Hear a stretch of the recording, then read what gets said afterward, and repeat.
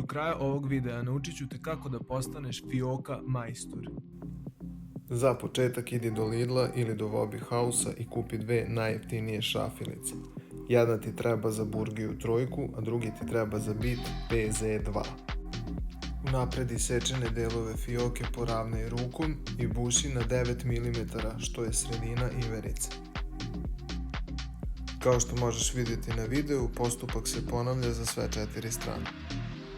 Stavi lesonit, proveri da li su dijagonale jednake i samo heftaj. Ako nemaš klamaricu, poslužit će i čekić sa ekserima. Voila!